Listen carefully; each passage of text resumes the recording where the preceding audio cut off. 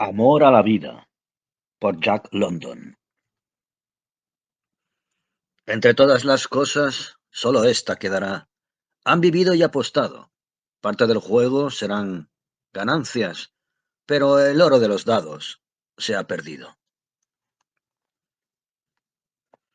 Bajaron la ribera cojeando dolorosamente, y el hombre que iba en cabeza tropezó una vez contra las piedras toscamente esparcidas.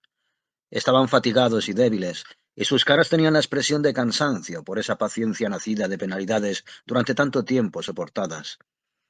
Iban cargados con pesados fardos de mantas atados a sus hombros. Correas que cruzaban la frente ayudaban a soportar estos fardos. Cada hombre portaba un rifle. Caminaban encorvados, los hombres caídos hacia adelante, la cabeza aún más adelante, la vista clavada en el suelo. Ojalá tuviéramos solo 2 de estos cartuchos que quedan de nuestro escondrijo, dijo el segundo hombre.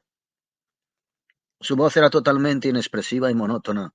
Hablaba sin entusiasmo y el primer hombre, cojeando en el arroyo lechoso que espumeaba en las rocas, no se dignó a responder.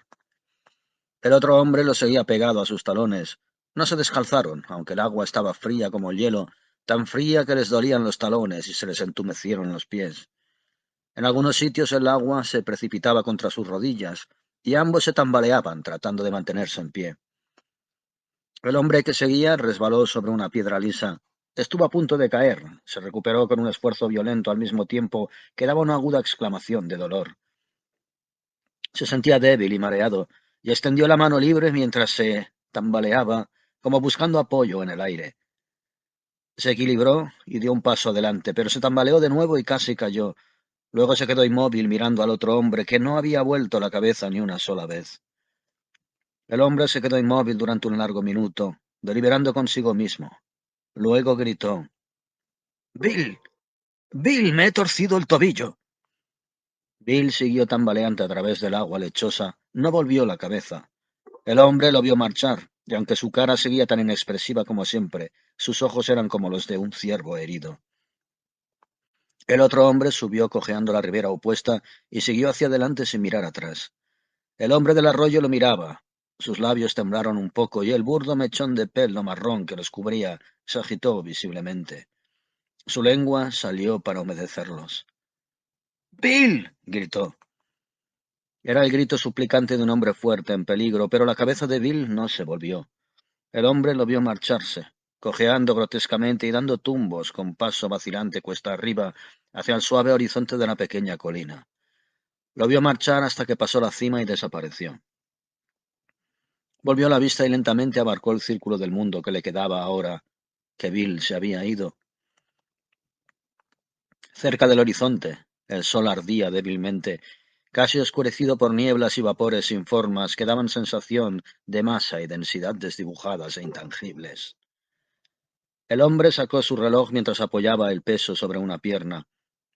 Eran las 4, y como estaba a últimos de julio o primeros de agosto, no conocía la fecha precisa, sino con un margen de error de 2 semanas, sabía que el sol señalaba al noroeste. Miró hacia el sur y supo que en algún lugar de aquellas colinas desoladas yacía el gran lago de Oso. También sabía que en esa dirección el círculo ártico trazaba su terrible camino a través de los yermos canadienses. El riachuelo en el que se encontraba era un afluente del río Coppermine, que a su vez fluía hacia el norte y se vaciaba en el Golfo Coronation y el océano Ártico. Nunca había estado allí, pero lo había visto una vez en un mapa de la Compañía de la Bahía de Hudson. De nuevo recorrió con la mirada el círculo del mundo a su alrededor. Era un espectáculo alentador. Por todas partes estaba el horizonte. Las colinas eran todas bajas. No había árboles, ni matojos, ni hierbas, solo una tremenda y terrible desolación que atrajo inmediatamente el miedo a sus ojos. «Bill», susurró una y 2 veces. «Bill». Se agazapó en medio del agua lechosa como si la inmensidad lo presionara con una fuerza avasalladora y lo aplastase brutalmente con su complaciente horror. Comenzó a temblar como un palúdico hasta que el arma se le cayó de la mano, salpicándole. Esto sirvió para despertarle. Combatió su miedo y se dominó, buscando a tientas bajo el agua y recuperando el arma. Se aseguró el fardo en el hombro izquierdo para aliviar de peso a su tobillo herido. Luego avanzó lenta y cautelosamente hacia la orilla, encogiéndose de dolor. No se detuvo. Con una desesperación rayana en la locura, sin hacer caso alguno del dolor, subió presuroso la ladera hasta llegar a la cima de la colina, donde había desaparecido su compañero, mucho más grotesco y cómico que su cojo y tambaleante compañero. Pero en la cima vio un somero valle desprovisto de vida. Luchó de nuevo contra el miedo, lo venció, aseguró todavía más el fardo en el hombro izquierdo y bajó a trompicones la pendiente. El fondo del valle estaba encharcado de agua que el musgo mantenía como una esponja cerca de la superficie. A cada paso el agua saltaba a chorros bajo sus pies, y cada vez que levantaba uno, la acción culminaba en un ruido de succión al soltar de mala gana el musgo a su presa. Escogió cuidadosamente el camino de ciénaga en ciénaga, siguiendo las huellas del otro hombre por los abruptos salientes de las rocas que asomaban como islotes en un mar de musgo. Aunque solo, no estaba perdido. Sabía que más adelante llegaría a un sitio donde picas muertas y pinos pequeños y marchitos bordeaban la orilla de una laguna. El Tichishnichilik, la tierra de los palitos en el idioma de la región. En esa laguna desembocaba un pequeño arroyo cuyas aguas no eran lechosas. Había juncos en él, lo recordaba muy bien, pero no existían árboles, y lo seguiría hasta que sus primeras gotas se detuvieran en una bifurcación. Cruzaría ésta hasta el principio de otro riachuelo que fluía hacia el oeste, y al que seguiría hasta que se vaciara en el río Dese. Y aquí encontraría un escondrijo bajo una canoa volcada y tapada con piedras. En este escondrijo hallaría munición para el rifle vacío, anzuelos, cañas y una pequeña red, todos los útiles necesarios para cazar y atrapar alimentos. Y también encontraría harina, no mucha, un trozo de tocino y unas pocas judías. Bill lo estaría esperando allí y remaría en dirección sur, bajando por el Dease, hasta llegar al lago del Gran Oso. Lo cruzarían hacia el sur, siempre hacia el sur, hasta llegar al Mackenzie. Viajarían hacia el sur, más al sur, mientras el invierno los perseguiría en vano. Se formaría hielo en los remolinos y los días se tornarían fríos y transparentes. Hacia el sur, alguna factoría de la compañía de la bahía Hudson, donde los árboles crecían altos y abundantes y había comida sin fin. Así pensaba el hombre mientras avanzaba. Por mucho que se esforzaba con el cuerpo, otro tanto hacía con la mente, intentando imaginarse que Bill no lo había abandonado, que sin duda lo esperaría en el escondrijo. Se vio obligado a pensarlo, pues de otro modo no tendría sentido luchar y se habría tumbado a esperar la muerte. Y mientras la bola opaca del sol se hundía lentamente en el noroeste, recorrió de nuevo cada detalle de la huida que emprendería Bill. Bill y él, hacia el sur, antes de que llegase el invierno. Y una y otra vez vio ante sí la comida del escondrijo y la de la compañía Hudson.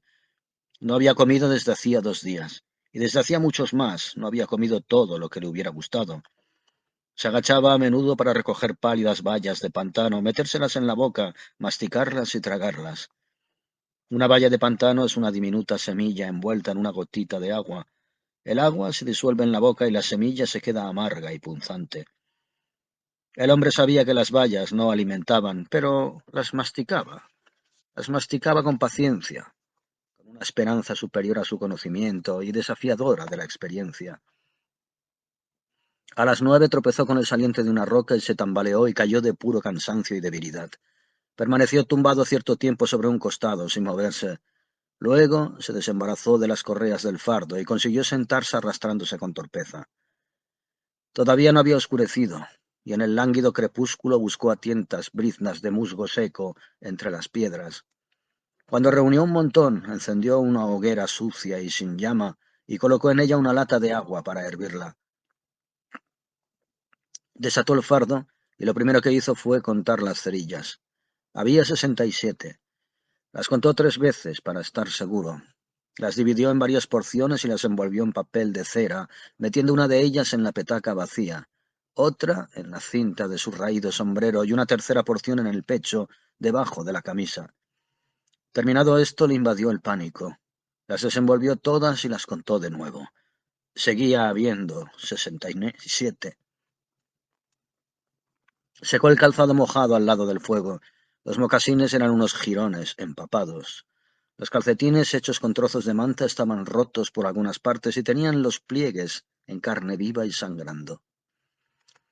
El tobillo le producía fuertes punzadas de dolor y lo examinó. Se había hinchado hasta adquirir el grosor de la rodilla. Rasgó una tira de una de las dos mantas y se lo vendó firmemente. Sacó otras tiras y se las lió en los pies para que le sirvieran de mocasines y de calcetines a la vez. Luego se bebió la lata de agua hirviendo, dio cuerda al reloj y se metió entre las mantas. Durmió como un muerto. La breve oscuridad de la medianoche vino y se fue. El sol salió por el nordeste, al menor. El día amaneció en ese cuadrante, pues el sol se ocultaba tras unas nubes grises. Se despertó a las 6, temblando silenciosamente boca arriba. Fijó los ojos en el cielo gris y sabía que tenía hambre. Mientras se reclinaba sobre un codo, le sorprendió un fuerte bufido y vio un caribú que lo contemplaba con curiosidad. El animal no se hallaba a más de 50 pies de distancia, y al instante le cruzó por la mente la imagen y el sabor de una chuleta de caribú chisporroteando y asándose en una hoguera. Buscó mecánicamente el rifle sin balas, apuntó y apretó el gatillo. El caribú dijo un bufido y escapó de un salto, mientras sus pezuñas resonaban sobre las rocas al tiempo que huía. El hombre profirió una maldición y arrojó el rifle vacío. Se quejó en voz alta mientras intentaba ponerse de pie. Era una tarea lenta y ardua. Sus articulaciones parecían bisagras oxidadas. Rozaban duramente en los goznes y cada flexión y estiramiento se conseguían a base de un esfuerzo supremo de voluntad. Cuando por fin logró ponerse en pie, tardó otro minuto u otros dos en enderezarse para erguirse como debe hacerlo un hombre. Subió a gatas a una pequeña colina y contempló el panorama. No había árboles ni arbustos, nada excepto un océano gris de musgo, apenas salpicado de piedras grises, lagunas grises y arroyos grises. El cielo era gris. No había sol, ni el menor indicio de él. No tenía idea de dónde estaba el norte y se había olvidado de cómo había llegado a ese lugar la noche anterior. Pero no estaba perdido, lo sabía. Pronto llegaría a la tierra de los palitos. Intuyó que quedaba a la izquierda, no muy lejos, tal vez al otro lado de la próxima colina. Volvió a cargarse de nuevo el fardo. Se aseguró de la existencia de los 3 paquetes de cerillas, aunque no se detuvo a contarlas. Pero sí se detuvo a deliberar sobre la bolsa de piel de alce. No era grande. La podía tapar con las manos. Sabía que pesaba 15 libras, tanto como el resto del fardo, y esto le preocupaba. Finalmente la puso a un lado y empezó a liar el fardo. Se detuvo para contemplar la bolsa de piel de alce. La recogió apresuradamente lanzando una mirada desafiante a su alrededor, como si la desolación intentara robársela, y cuando se levantó para adentrarse en el día con paso vacilante, iba metida en el fardo que llevaba a la espalda. Se dirigió a la izquierda, deteniéndose de vez en cuando a comer bayas de pantano.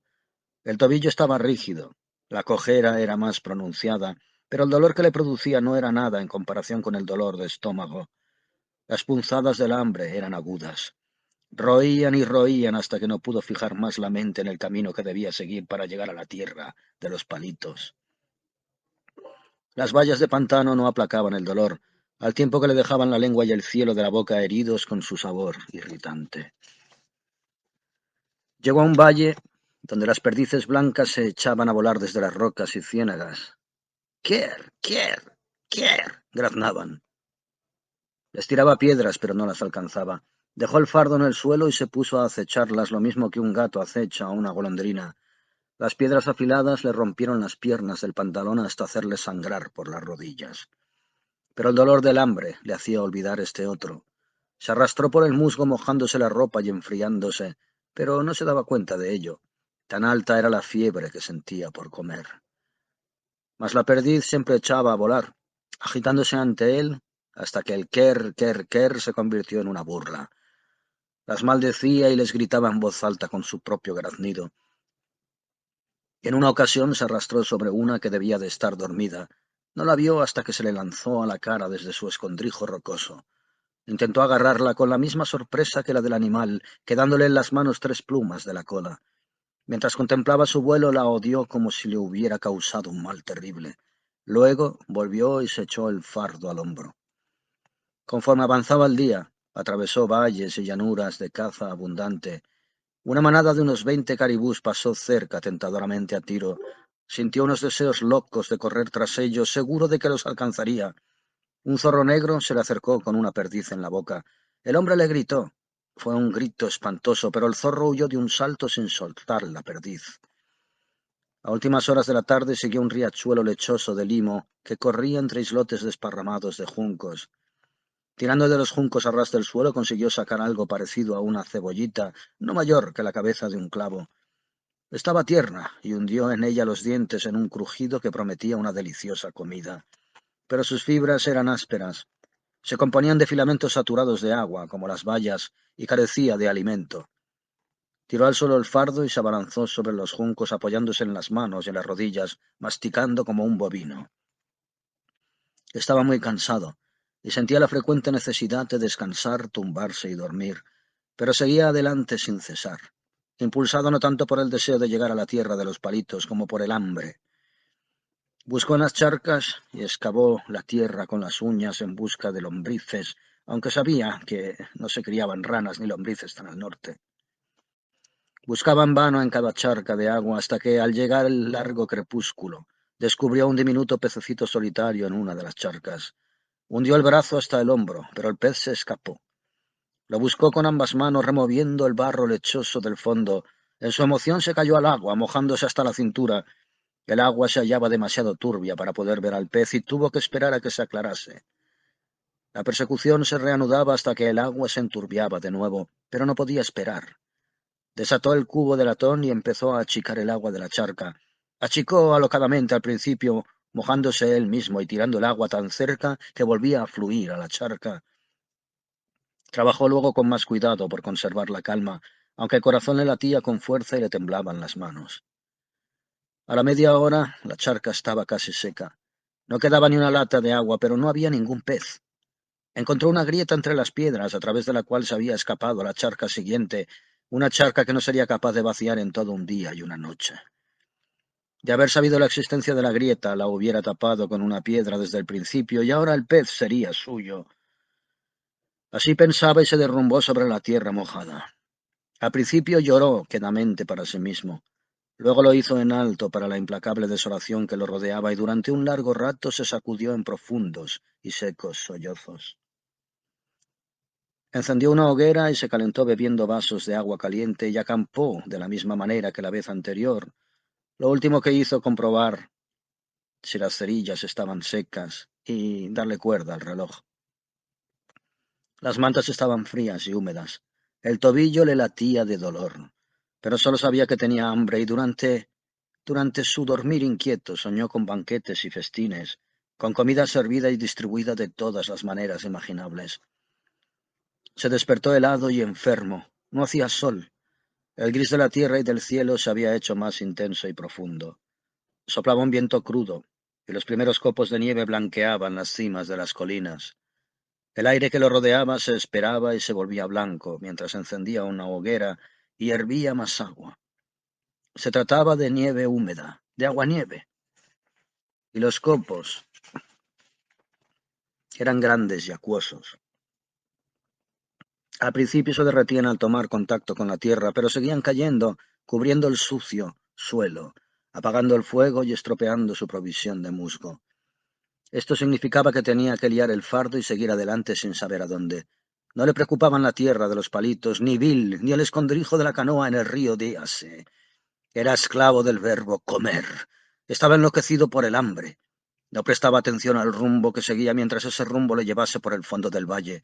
Buscó a tientas el camino que a través de la nieve llevaba a las vallas y arrancó a tientas los juncos por su raíz. Pero se trataba de una manera insípida, que no le satisfacía. Dio con una hierba de sabor amargo y comió toda la que pudo encontrar, que no fue mucha, pues crecía a ras del suelo y se ocultaba con facilidad bajo unas cuantas pulgadas de nieve. Esa noche no tuvo fuego, ni agua caliente, y se metió entre las mantas para dormir el corto sueño del hambre. La nieve se convirtió en una lluvia fría. Despertó muchas veces para sentirla en el rostro. Llegó el día, un día gris y sin sol. Había dejado de llover. Le habían abandonado las punzadas del hambre. Había perdido la sensibilidad para la comida.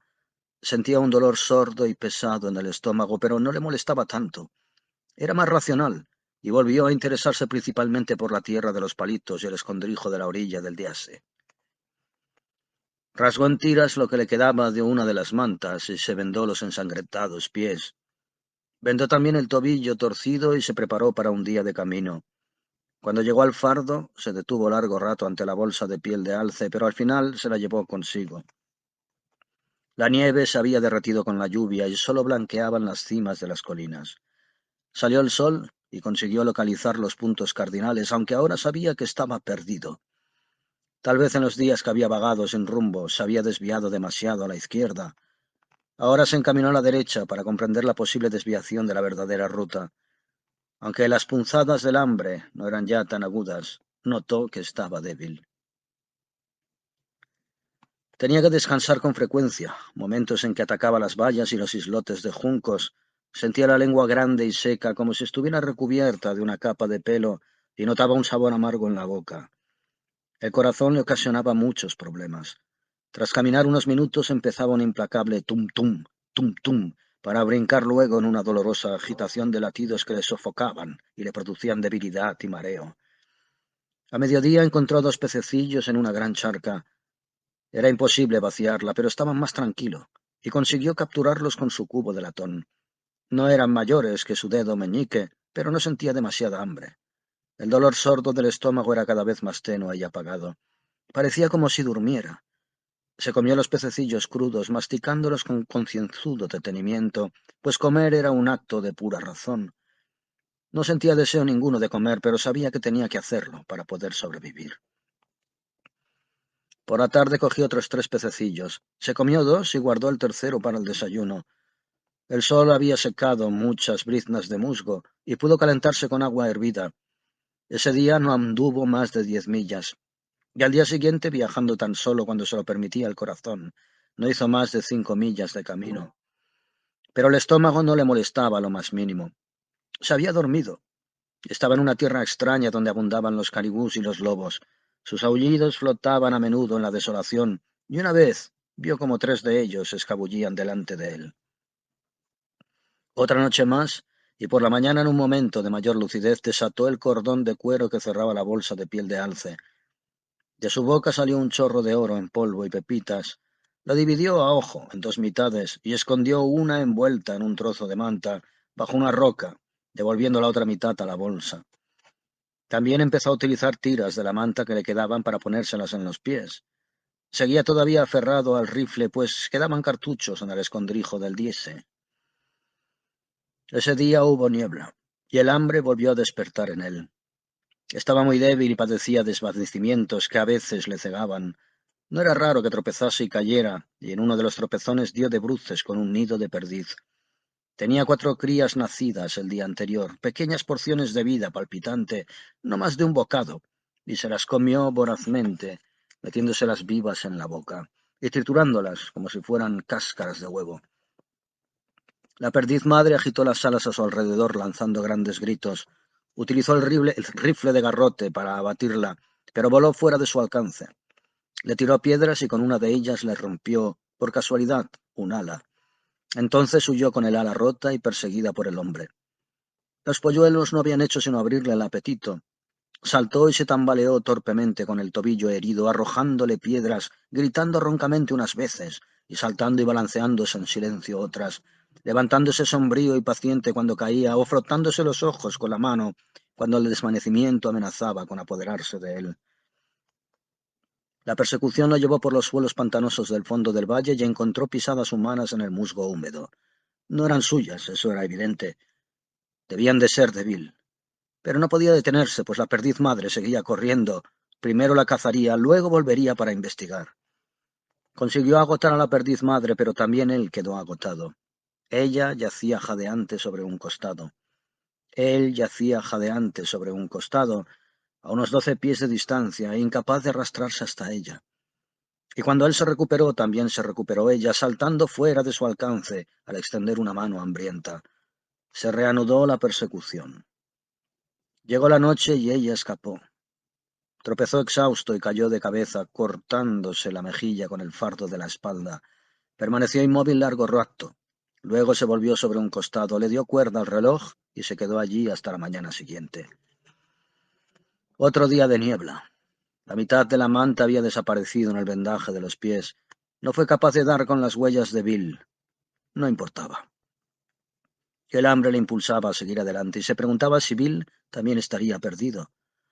A mediodía el peso del fardo se hizo demasiado opresivo. Volvió a dividir el oro, pero esta vez tiró sencillamente la mitad al suelo. Por la tarde tiró el resto, quedándose solamente con media manta, el cubo y el rifle. Comenzó a torturarle una alucinación. Tenía la seguridad de que le quedaba un cartucho. Estaba en la recámara del rifle y se la había pasado por alto.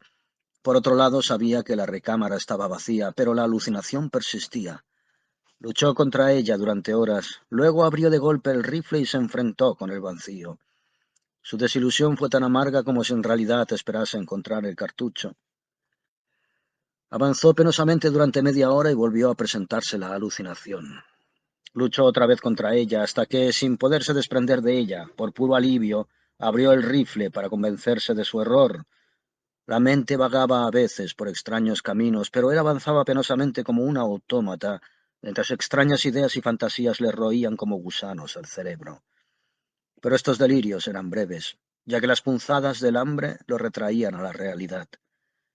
Una vez salió de golpe de uno de ellos al contemplar un espectáculo que casi lo hizo desmayarse. Se tambaleó como un borracho para no caer al suelo ante él, pues vio un caballo. Un caballo. No podía creérselo. Una densa niebla le cubría los ojos y le salpicaba con brillantes puntitos de luz.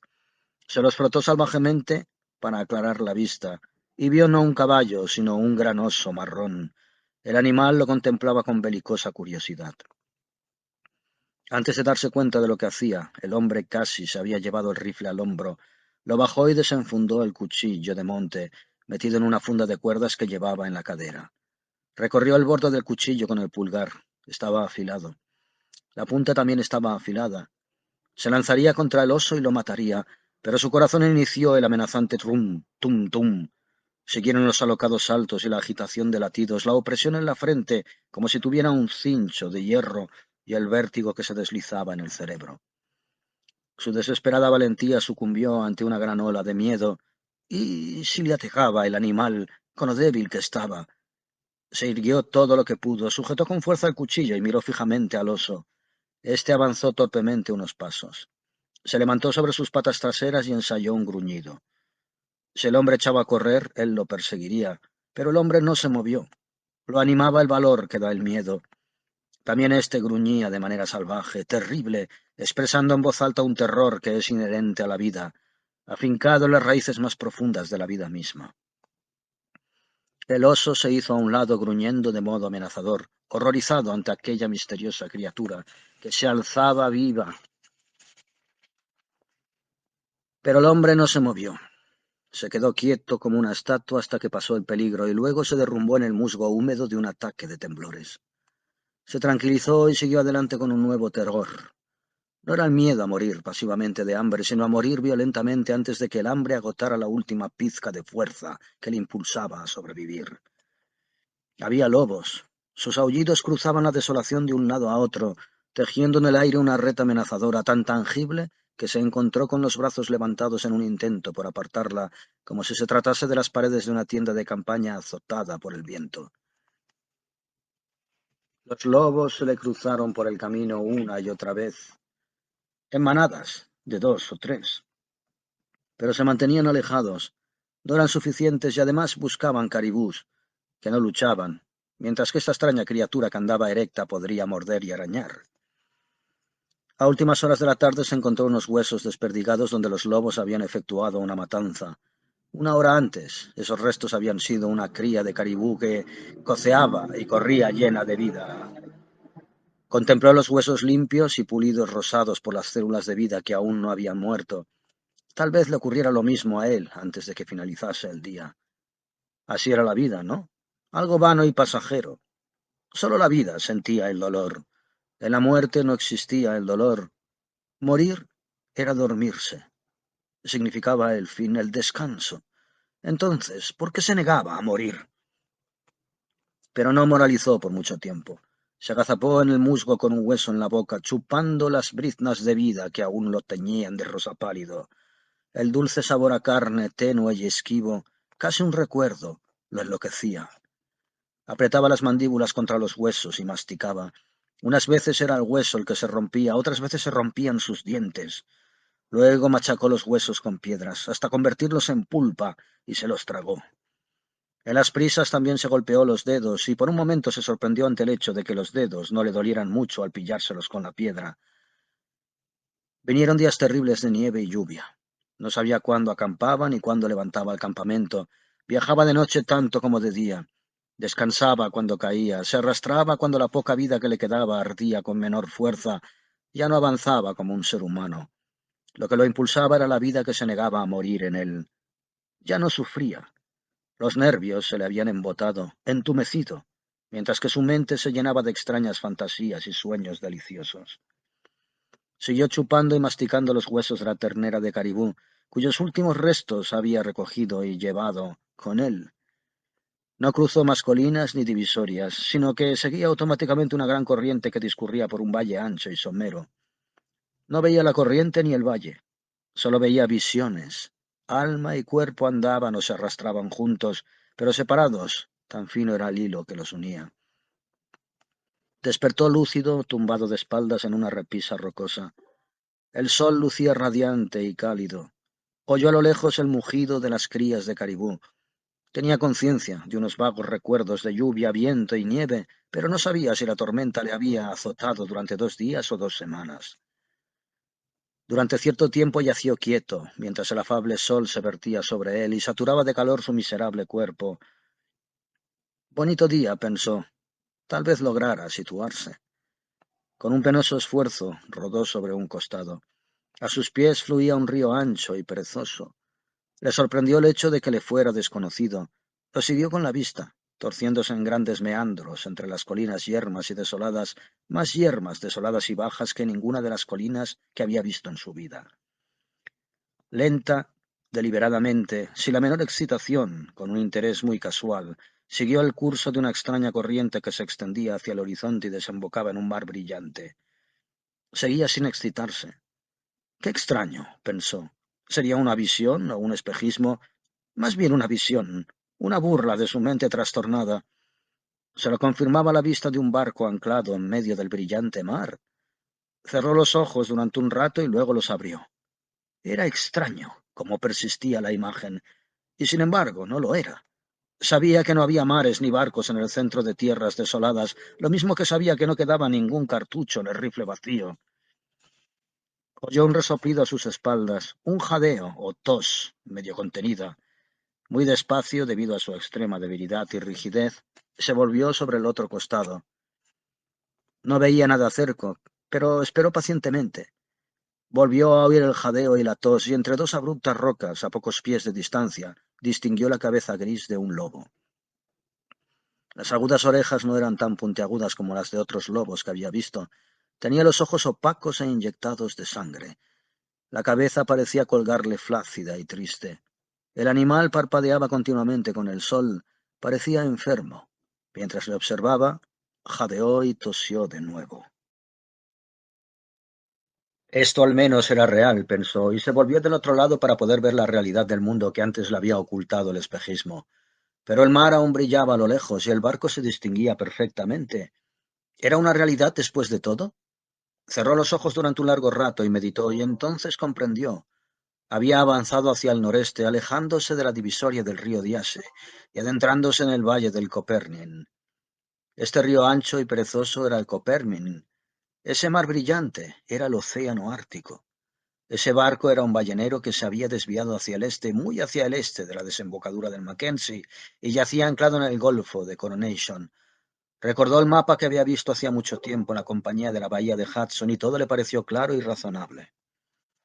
Se sentó y volvió la atención a los asuntos inmediatos. Había desgastado las tiras de manta y los pies eran muñones informes en carne viva. Su última manta había desaparecido. Le faltaban el rifle y el cuchillo.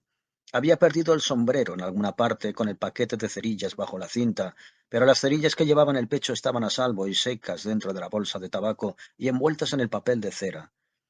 Miró el reloj. Marcaba las 11:30 y aún funcionaba. Evidentemente no había dejado de darle cuerda. Estaba tranquilo y sosegado, aunque extremadamente débil. No sentía dolor, no sentía hambre, ni siquiera le agradaba la idea de comida, y todo lo que hacía era por puro razonamiento. Rasgó las perneras del pantalón hasta las rodillas y se vendó los pies. De algún modo se las había arreglado para conservar el cubo. Bebería un poco de agua caliente antes de comenzar lo que preveía que iba a ser un viaje terrible hasta el barco. Sus movimientos eran lentos. Temblaba como un palúdico. Cuando comenzó a recoger musgo seco, descubrió que no podía levantarse. Lo intentó una y otra vez y al final se conformó con moverse a gatas. Una vez se acercó al lobo enfermo. El animal se arrastró con desgana hacia un lado, lamiéndose el hocico con una lengua que apenas parecía tener fuerzas para enrollarse. El hombre notó que la lengua no era de color rojo normal y sano, era de un color marrón amarillento y parecía recubierta de una mucosa áspera y medio seca. Después de beberse un cuartillo de agua caliente, descubrió que era capaz de levantarse, e incluso andar, como se puede suponer que anda un moribundo. Cada minuto, poco más o menos, se veía obligado a descansar. Sus pasos eran débiles y vacilantes, y esa noche, cuando el mar brillante desapareció en la oscuridad, sabía que no se había acercado a él más de 4 millas. Durante toda la noche escuchó la tos del lobo enfermo, y de vez en cuando los mugidos de las crías de caribú. Existía vida a su alrededor, pero se trataba de una vida fuerte, muy sana y vigorosa, y sabía que el lobo enfermo se pegaba al rastro del hombre enfermo, con la esperanza de que éste muriera primero. Por la mañana, al abrir los ojos, lo encontró contemplándolo con una mirada hambrienta y anhelante. Permanecía agazapado con el rabo entre las piernas como un perro miserable y angustiado.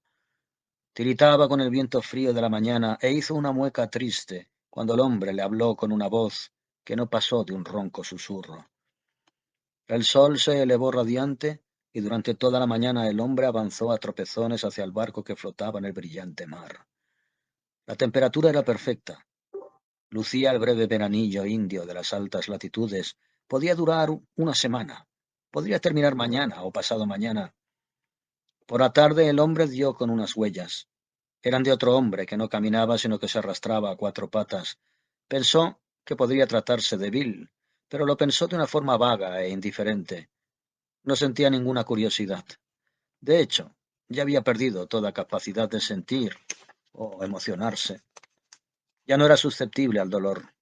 Su estómago y sus nervios se habían dormido, pero la vida que latía en su interior le impulsaba a seguir. Estaba agotado, pero se negaba a morir. Y porque se negaba a morir, comía bayas y pececillos, bebía agua caliente y no apartaba la vista del lobo enfermo. Siguió las huellas del otro hombre que se arrastraba y pronto llegó al final. Un montón de huesos mondos esparcidos sobre el musgo húmedo, marcado con las huellas de muchos lobos. Vio una bolsa de piel de alce igual que la suya, desgarrada por dientes afilados. La recogió, pero pesaba demasiado para sus débiles dedos. Bill la había llevado hasta el final. Ahora podía reírse de Bill. Él sobreviviría hasta el barco del mar brillante. Su carcajada resonó ronca y terrible como el graznido de un cuervo, y el lobo enfermo le acompañó aullando lúgubremente. El hombre se detuvo de repente. ¿Cómo podía reírse de Bill si es que eso era Bill? Si esos huesos rosados y mondos eran Bill. Se volvió y... bien. Bill lo había abandonado, pero él no podía llevarse el oro, ni chuparía los huesos de Bill. Bill se lo hubiera hecho, si las cosas hubieran sido al revés, musitaba mientras se apartaba del lugar con paso vacilante.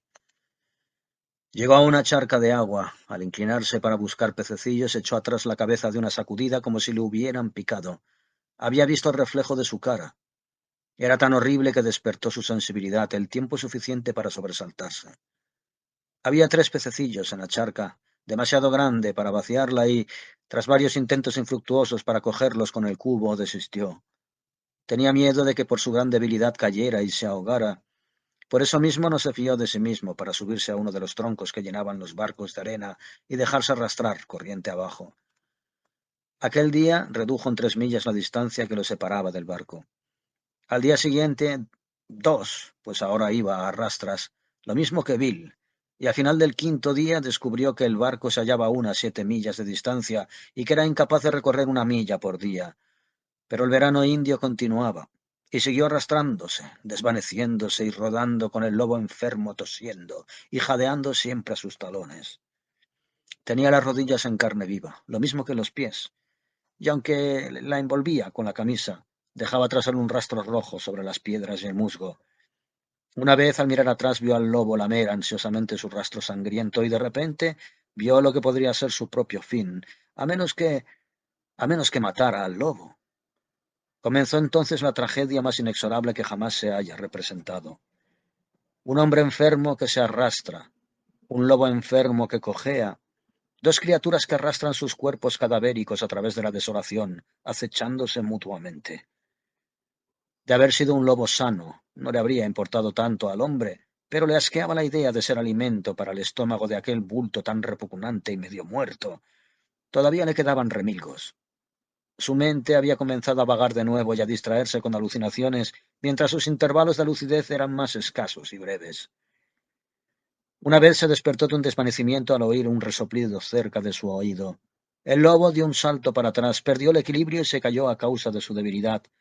Era ridículo, pero no le divertía. Ni siquiera sentía miedo. Estaba demasiado cansado para eso, pero su mente seguía lúcida por el momento y se puso a pensarlo. El barco no se hallaba a más de 4 millas. Podía distinguirlo claramente cuando se frotaba los ojos para deshacerse de la niebla que les cubría, y podía ver la vela de una pequeña barca que surcaba el agua del mar brillante, pero nunca podría recorrer a rastras esas 4 millas. Lo sabía, y aceptaba este hecho con tranquilidad. Sin embargo, quería vivir. No era lógico que tuviera que morir después de todo lo que había sufrido. El destino le pedía demasiado, y en cuanto a morir se negaba a ello. Tal vez fuese una completa locura, pero desafiaba la muerte en sus mismas garras y se negaba a morir. Cerró los ojos y se tranquilizó tomando infinitas precauciones. Se revistió de fuerza para mantenerse a flote en la sofocante languidez que lo inundaba, como una marca ascendente por todos los poros de su ser. Era algo muy parecido a un mar, esa languidez mortal que se alzaba y ahogaba paulatinamente su conciencia. A veces se veía sumergido en él, nadando con torpes brazadas a través del olvido, y de nuevo, por alguna extraña alquimia del espíritu, encontraría otra brizna de voluntad y resurgiría reforzado. Permaneció de espaldas e inmóvil, y podía oír cómo cada vez se acercaba más la jadeante respiración del lobo enfermo. Se acercaba cada vez más durante una infinidad de tiempo, pero seguía inmóvil. Lo sentía junto a su oreja. La lengua seca le rozó la mejilla como si fuese un papel de lija. Lanzó las manos contra el lobo, o al menos ese fue su intento. Los dedos se curvaron como garras, pero solo atraparon el aire. La velocidad y la exactitud necesitaban fuerza, y el hombre carecía de ella. La paciencia del lobo era terrible, pero la del hombre no lo era menos. Durante medio día yació inmóvil, luchando contra la inconsciencia y esperando la cosa que quería alimentarse de él, y de la que él quería alimentarse. A veces el lánguido mar le invadía y soñaba largos sueños, pero en todo momento, en el sueño y en la vigilia, esperaba la jadeante respiración y la áspera caricia de la lengua. Dejó de oír la respiración y se deslizó lentamente de algún sueño para sentir la lengua en su mano. Esperó. Los colmillos le oprimieron suavemente. Aumentó la presión. El lobo aplicaba sus últimas fuerzas en su afán por hundir los dientes en la comida por la que tanto había esperado. Pero el hombre había esperado mucho, y la mano lacerada se cerró en las mandíbulas. Poco a poco, mientras el lobo luchaba débilmente y la mano le aferraba débilmente, la otra mano se acercó para agarrarlo. 5 minutos más tarde todo el peso del hombre estaba encima del lobo. Carecía de fuerza suficiente para ahogarlo, pero su cara se apretaba contra la garganta del lobo, y la boca del hombre estaba llena de pelos. Al cabo de media hora sintió un cálido goteo en su garganta. No era nada agradable. Era como si plomo derretido le entrase a la fuerza en el estómago, y esa fuerza solo se debía a su voluntad. Más tarde, el hombre se tendió boca arriba y durmió. El ballenero Bedford albergaba a algunos miembros de una expedición científica. Desde la cubierta divisaron un objeto extraño en la costa. Se movía por la playa hacia el agua. Eran incapaces de clasificarlo y, siendo hombres de ciencia, se metieron en una chalupa y se acercaron a investigar. Se encontraron con un ser vivo que apenas podía denominarse hombre. Estaba ciego e inconsciente. Se arrastraba por el suelo como una monstruosa lombriz. La mayor parte de sus esfuerzos eran infructuosos, pero persistía en ellos. Se contorsionaba, retorcía, y en el mejor de los casos avanzaba una veintena de pies por hora. 3 semanas más tarde, el hombre yacía en una litera del ballenero Bedford, y con las lágrimas surcándole las enjutas mejillas, contó quién era y lo que había sufrido. También balbuceó algunas incoherencias acerca de su madre, del soleado sur de California y de un hogar entre naranjos y flores. No transcurrieron muchos días antes de que pudiera sentarse a la mesa con los científicos y los oficiales del barco. Se regocijaba ante el espectáculo de tanta comida, observándola silenciosamente, mientras desaparecía en la boca de los demás. A cada bocado se reflejaba en sus ojos una expresión de profundo pesar. Estaba bastante cuerdo y, sin embargo, a la hora de comer, odiaba a todos los hombres. Le perseguía el temor de que la comida no duraría. Le preguntaba al cocinero, al camarero de a bordo, al capitán por las provisiones. Lo tranquilizaron incontables veces, pero no los podía creer, y fisgoneó astutamente por la despensa para comprobarlo por sí mismo. Notaron que el hombre engordaba. Cada día se le notaba más. Los científicos negaban con la cabeza y teorizaban. Le limitaron la comida, pero seguía engordando y se hinchó prodigiosamente por debajo de la camisa. Los marineros se sonreían. Ellos lo sabían. Y cuando los científicos se pusieron a vigilarlo, también lo supieron. Le vieron deslizarse después del desayuno hacia un marinero con la mano extendida como un mendigo. El marinero le sonrió y le dio un trozo de galleta. Lo cogió codiciosamente. Lo miró como un avaro hace con el oro y lo metió debajo de la camisa. Otros marineros hicieron lo mismo. Los científicos fueron prudentes. Le dejaron solo. Registraron a escondidas su litera. Estaba llena de galletas. El colchón estaba relleno de galletas. Cada hueco y grieta estaba llenos de galletas. Sin embargo, estaba cuerdo. No hacía sino tomar precauciones contra otra posible hambre. Eso era todo. Ya se restablecerá, decían los científicos, y se restableció, antes de que el ancla de Bedford se hundiera en la bahía de San Francisco.